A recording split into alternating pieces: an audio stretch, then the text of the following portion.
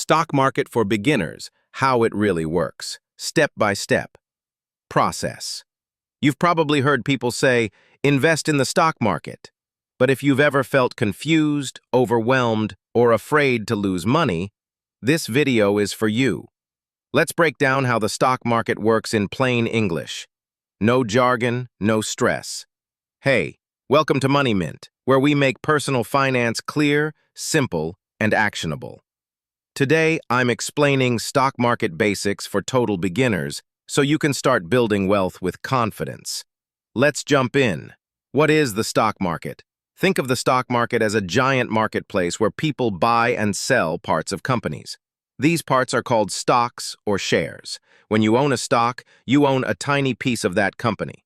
For example, if you own a share of Apple, you literally own a slice of Apple Inc. If the company grows, your slice becomes more valuable. How does it work? Companies list their stocks on an exchange, like the New York Stock Exchange, NYSE, or NASDAQ. You buy and sell those stocks through a broker, like Robinhood, Fidelity, E-Trade, or Webull. Prices go up and down based on company performance, market news, supply and demand, world events like inflation, elections, or even tweets. If more people want to buy a stock, the price usually goes up. If more people want to sell, the price usually drops.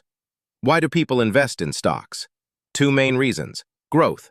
Buy low, sell high. Make a profit when the stock increases in value.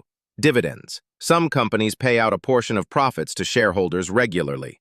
Over time, the stock market tends to go up, even with short-term drops. That's why investing is one of the best ways to grow wealth long-term. Common mistakes to avoid. Trying to time the market. No one can predict every high or low. Panic selling. The market dips, you freak out and sell. Investing without research. Don't just buy random stocks because someone on TikTok said so. Putting in money you can't afford to lose.